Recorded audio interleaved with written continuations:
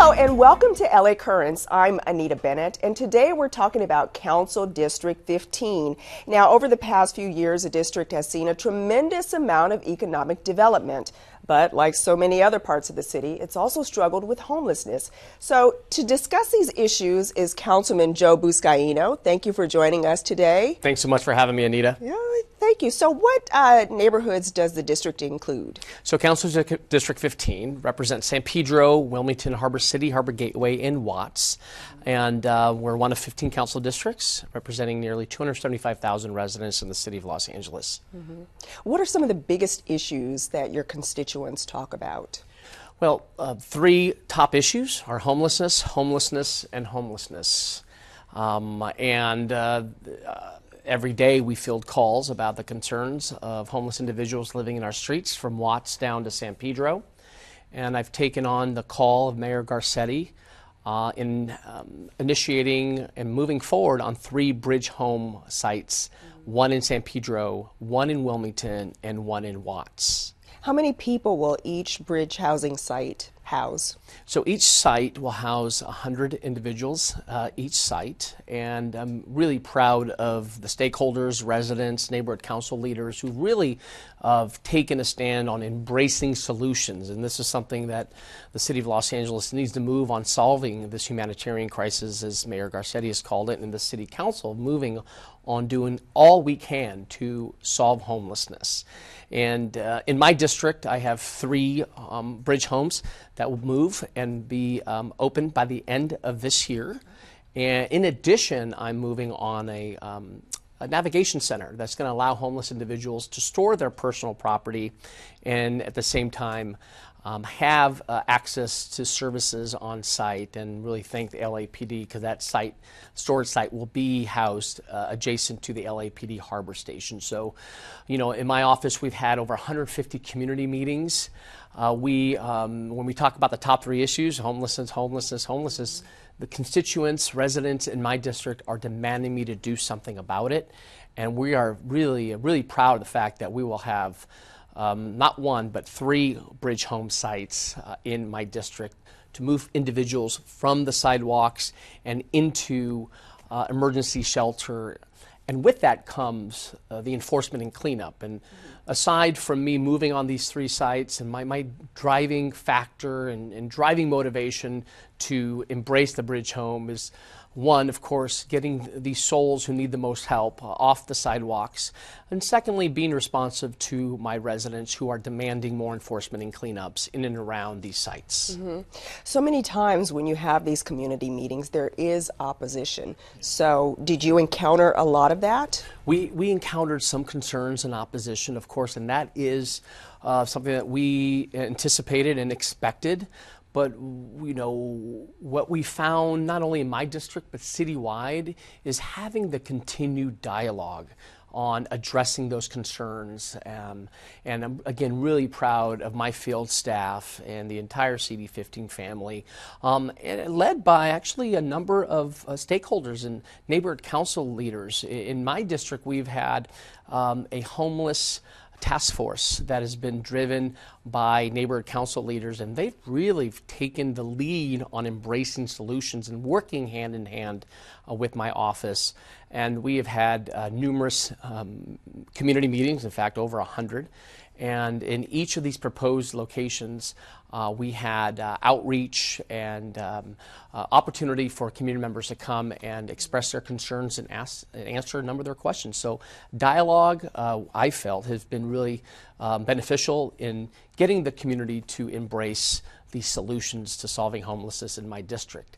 Myself and Mr. Bonin, Councilmember Bonin, have raised some concerns that the City of Los Angeles cannot do this alone. So we are hoping that our colleagues in neighboring municipalities can do their part, and we're hoping to compel them to seek solutions so that the problem of homelessness is dealt with and solved as a regional effort and not just the City of Los Angeles. And we're hopeful that we move forward on encouraging municipal leaders, neighboring cities to do their part as well. And lately, I've been hearing a lot about other municipalities kind of encouraging their homeless to come into LA. So what's being done to address that?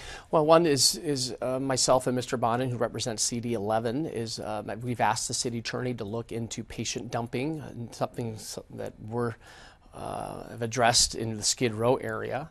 And also, the city of Los Angeles has held higher standards as it relates to court rulings. And even more so now, there is a national court ruling in Boise that prevents law enforcement officials to cite and arrest homelessness unless there is adequate shelter. So this is now a national case that each municipality needs to follow and they need to abide by. So the days of pushing the problem into the city limits are over. And as local elected officials, we are elected to solve problems and not push the problem and hope that the individual goes off to a faraway land. And this is something that, again, we're hopeful to hold these cities accountable, and maybe even have the governor of the state of California withhold some transportation funding until these cities support solutions to solving the homelessness issue. Mm-hmm. And for the people who don't know, what exactly is bridge housing and what goes inside? So the bridge housing is an emergency shelter, and it's funded by the voter-approved HHH measure. By over 70% of voters in Los Angeles have approved that measure. So we're putting those dollars into use in response to the voter-approved ballot measure, rather. And those dollars are going to be used for emergency housing. So an individual will be allowed to have a bed to sleep on with wraparound services on site. So they will now have an opportunity to get checked in to a bridge home, and it actually serves as a bridge toward permanent housing. And it's a 3-year program at each of these 3 sites. And in addition, they can bring a pet. They will have access to showers. They will have access to laundry facilities. They can bring their spouse, their boyfriend or girlfriend. And what I found Anita, as an LAPD officer and dealing with the homeless issue in 15 years patrolling the streets of LA, is oftentimes a lot of folks are shelter resistant because they're not comfortable with going to a location, or they have an excuse that, I need help finding an ID, I need help finding a family member, or I need some food, I need shelter. Well, the Bridge Home will be a comprehensive service center for these individuals to go into so that we eliminate those excuses. And in addition, the mayor and the police chief has committed to overtime dollars from LAPD that will patrol these specific areas to ensure that individuals are abiding by the 5611 ordinance. And secondly, we will have added resources for cleaning our streets and sidewalks now that they have a place to go. The city attorney tells me, Anita, that now we have a defense on our hands, that the advocates can no longer sue us because individuals have a place to go. And in my case, I have a storage center. Homeless individuals have a place to store their belongings. Therefore, they can only have a limit of 1 backpack in their possession at all times. So again, we are leading in Council District 15, along with our stakeholders and community leaders. We're leading with solutions, and I'm really proud of what we've done in my district. One of the contributing factors to homelessness is the cost of living here. Yeah. What is being done? Is anything being done to bring more affordable housing to your district? Really proud of what's taken shape in Council District 15 from Watts to the waterfront. If we're really going to solve homelessness, it's going to be done through housing. We cannot solve homelessness without housing, clearly. And that's housing for me, housing on all income levels, whether it's Section 8, affordable, workforce, or market rate. We are leading with a sense of urgency and embracing these types of housing developments from Watts to the waterfront. And in my district alone, we have 500 supportive housing units for the homelessness issue. We also are moving on the Jordan Downs project, where we're doubling the footprint there from 700 units to 1,400 units of affordable Section 8 and home ownership in Watts. Really proud of working with the Housing Authority on that end. In addition to the Jordan Downs development, we're bringing a commercial center, a brand new commercial center with a grocery store and South LA's first Nike flagship store. Wow. In Watts. So that's Jordan Downs. And further south in my district, we have permanent supportive housing, the El Segundo apartments. We recently opened 140 permanent units for formerly homeless that we just opened and turned keys not too long ago. And in Wilmington, we added senior housing at the old formerly known Dana Strand, as well as more affordable units. We just completed the fourth and final stage of the Dana Strand in Wilmington. And in San Pedro, we're moving at the Rancho San Pedro housing project, where we are bringing 1,400 units there of all income levels at the Rancho San Pedro site. But I'm really proud of these housing, the housing authority, the public housing. We're not displacing anyone. And that has been some of the issues and concerns from residents in the housing authorities. No one should live in World War II housing stock.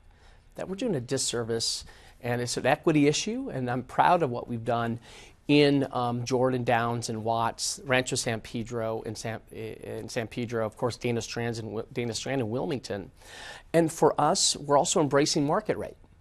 The Holland Partners will be turning keys to 375 market rate units in downtown San Pedro. And I'm working with our county supervisor, Janice Hahn, at the old courthouse property, where we were advancing our efforts and supporting efforts there for another housing development that will also include affordable housing and market rate. So I've always said a mixed income community, a mixed income city is a thriving and successful city, but we need to do more. You know, we have to be on track to move on 50,000 housing units a year. That's a lot of housing units if we're really going to address a housing issue in Los Angeles, and we're clearly behind. So we have really embraced and supported flyaway homes, which is the prefab units. My colleague Marquise Harris Dawson just opened his first flyaway home in South Los Angeles in Council District 8. Really proud of him and really embracing this model here that's actually 4 times cheaper and 4 times faster. Really? In putting together these prefab homes that are now housing of individuals who are formerly homeless. And that's something they're bringing 2 of those projects into my district. So, what neighborhoods? In the Watts and Harbor Gateway community. I'm embracing 2 of these and supporting 2 of these flyaway units. So this is something that we need to work on and get to yes. But again, as it relates to housing, other cities need to do their part. The city of LA can't do it alone. They need to look at updating their community plan like we have done in San Pedro. We've upzoned San Pedro to bring smarter density in the downtown San Pedro core. And we're hopeful that other cities follow. Okay. As a former policeman, yeah. Do you hear a lot about crime in the district? You know, we've heard, you know, aside from homelessness, you know, people want to feel safe in our city. Yeah. You know, if they don't feel safe, Anita, they're not going to want to live here, raise their families here, start a business here. For me, coming from LAPD and leading the heart behind the badge and really embracing community-based policing, we have really embraced the community-based policing in Watts, San Pedro, Harbor City, Harbor Gateway, and Wilmington. We have amazing officers who respond to calls. But we're also, you know, as a former senior lead officer who, you know, you and I go way back in this show, right? I was here when I was a senior lead officer talking about crime prevention and partnerships and problem solving. And as a council member, it's like I haven't left police work. I'm doing the same thing. You know, as much as we want officers to be in every street corner, they just can't. They just can't be. So we have really embraced the fact that we're doing a lot of the digital neighborhood watch through Facebook and other avenues, and working with law enforcement and our detectives at Harbor and Southeast Division. And it's been very successful. I've also heard from my residents that, you know, why isn't our Harbor jail facility open? I was there as a senior lead officer when we cut the ribbon to the new facility, brand new police station, and a brand new state-of-the-art jail facility. So when we opened the jail facility, it really was never staffed with detention officers. So that was one of my driving forces to run for office. It's like, hold on, City of LA, we just had a voter-approved measure to build a brand new police station and a brand new jail facility, and yet we didn't fund it to staff detention officers. So fast forward where we're at today. I've been really relentless in working with the mayor and the Chief Moore, and we will be opening this jail facility come January 1 of 2020, and we're really proud. And it's taken 6 months to rehab it because it hasn't been in use, so we need to update it to state code. I'll scratch my head on that one, but nonetheless, it's happening. We're being responsive because officers were driving to 77th Division to book arrestees. Oh, wow. So when it comes to public safety issues and keeping our officers in our neighborhoods, opening the jail facility will allow them to stay in our neighborhoods. So, and I'm just so blessed to represent a district that embraces our law enforcement officers and also our firefighters, our first responders. You know, I felt that as a police officer as well. Very supportive community. I mean, in Watts, we have the Watts Gang Task Force and a national model called this Community Safety Partnership in Watts, where we're working with the police department and the community. They meet every Monday in my office on problem solving, on having that faith, trust, and confidence between the community and the police. That's been in my DNA as a senior lead, and even more so in the harbor area communities. We're just really blessed to have the leadership of the LAPD and the officers who are on the ground, and for me that's family, so really proud of that effort. As former LAPD, do you hear a lot from the police department? Clearly, yes. This is like, it's family, right? I get text messages from just, you know, my former partners and the sergeants and the watch commanders, and you know, I make an effort, as should every council member, to spend time with police officers and firefighters, and I've done so in meeting with officers. And for me, with the LAPD, I'm a call away because I've worked with them for so many years. So really need to be responsive to their concerns as well. And quality of life is everything in our city. You know, if we're not really addressing the quality of life concerns, we call it the broken window theory. That's what Chief Bratton taught me, that if we don't address the small things, it can get into more violent crimes in our city. So really proud of working with the senior lead officers in Harbor and Southeast who've been very responsive to our concerns and partnering with the community through neighborhood watch and business watch groups and with our local youth organizations as well. Can you elaborate on some of those concerns? Yeah, I mean, and leading back to the quality of life on homelessness, clearly. You have a lot of folks who are, you know, need mental health help. We also have individuals who are, you know, drinking in public. The small things that we've heard as well: graffiti and trash pickup and illegal dumping. Which in my district we mobilized cameras to catch these knuckleheads who are illegally dumping in our neighborhoods. Small things like that, and you know, we in the harbor we mobilize the ATV because we have a lot of canyons where a lot of this nonsense is happening, and even our beaches at Cabrillo Beach they're patrolling. So again, just visible, working with Chief Moore and the LAPD and Captain McManus and Captain Pagnona in Southeast is being responsive to those concerns. Mm-hmm.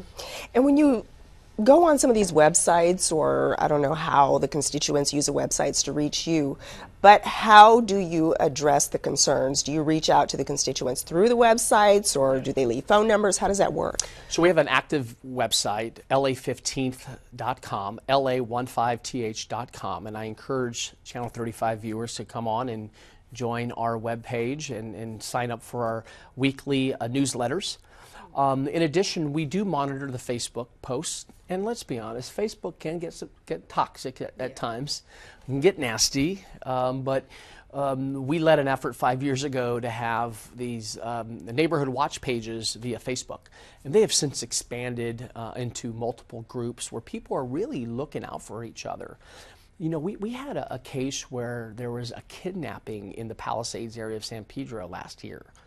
And because of the alerts on Facebook, the neighbors directed the LAPD officers to the suspect and arrested her. It was a kidnap in progress.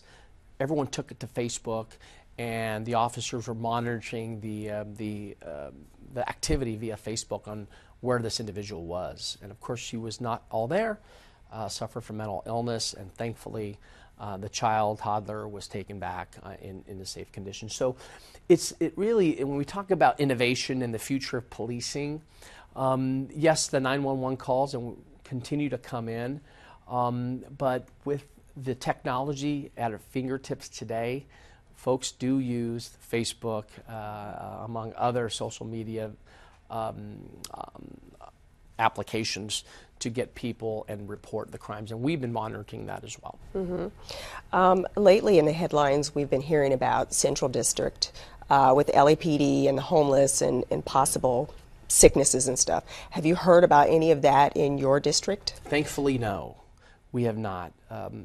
Something that I actually challenged our city attorney on is the moving on the case and settling on the Mitchell case, which called for unlimited amount of property, unlimited amount of personal property in the adjoined area of Skid Row and the Civic Center. Now that does a disservice to, one, our service providers who are not able to touch these souls because they have all this belongings, personal belongings, and two, the businesses and residents and the visitors coming into the downtown area. So I struggled with that. Myself and Councilmember Weezer voted no against that settlement because, again, it's doing a disservice to those who need it the most. And from that, we've seen typhus outbreak in 9 cases of homeless individuals here, and now 7 LAPD officers in the Central Division have typhus. So this is clearly a public health, public safety issue facing this area. And the reason why I voted no is because I don't want this to spill into neighborhoods around the city. Hence, again, the reason why I'm moving on 3 bridge home sites and a navigation center so that we can clean and enforce our public spaces, and we can give those back to the residents and businesses. Mm-hmm. Let's talk, you mentioned business, let's talk a little bit about business. The port, how big of an economic engine is the port in your district? So the Port of Los Angeles, which I'm very fortunate to have in my district, creates 1 in 9 jobs in Southern California. Wow. 1 in 50 jobs in the entire Southern California region. Correct, through the goods movement supply chain, and 1 in 50 jobs nationally. We are very fortunate to have Gene Soroka, who's our port director. He is the smartest port director in the country. We also have an incredible workforce. The ILWU members, the truckers that come in and out of our port complex that moves goods. We had a record-breaking year last year. Over 9 million containers that were moved. You know, I have municipal leader friends of mine that visit Los Angeles. They're just blown away by just the enormity of our seaport. We're proud of the fact that we're leading in those numbers, and they have not only been the port has not only been a treasure nationally, but locally. Mm-hmm. We heavily rely on those jobs. Yes. You know, we heavily rely on those jobs. There's always that threat of automation that now has taken to the streets and been very concerned about the future of work in our port complex today. They're telling me to wrap, but I do have an important question. The tariffs coming out of Washington, are they at all impacting the port? So when you come to goods movement and it comes to these tariffs, and when there's uncertainty in the market, that's always a threat. So we are encouraging our federal leaders, our president, to work with our trade partners in Mexico and in China to work something out, because again, for us, whenever there's uncertainty and a threat to the goods movement, it impacts, Nico's Pizza on 7th Street. It impacts our retail shops in Wilmington. It impacts, how people are living today. But as for the port goes, they've been focused on community environment and also the business side. And on the community side, we are finally moving on redeveloping and transforming our waterfront. So the San Pedro Public Market will be opening in the first quarter of 2021. And if you were to visit the LA waterfront, you can see the Battleship Iowa. We just hosted Cirque du Soleil. And we're really excited about the businesses that are coming online on 7th Street and 6th Street. We have not only retail, but also housing coming online. And we're starting a new initiative. We're bringing back Little Italy to Los Angeles. Wow. On 6th Street. And San Pedro is the largest Italian community. So we're using that as an economic driver to bring back some Italian restaurants. And I don't know, do you like cannolis? I do. You do, okay. So we'll have a cannoli together down and working with the Little Italy Association and creating a piazza, town square, similar to what we're doing in Wilmington's town square. That'll be everything art, culture, entertainment of Italian on 6th Street. So we're really excited about the progress that the port's making, not only on the business side, but also on the community side as well. Well, it sounds like there are some really exciting things happening in your district. Sure. Councilman Joe Buscaino, thank you so much for being here. Thanks. I am Anita Bennett, and thank you for watching LA Currents.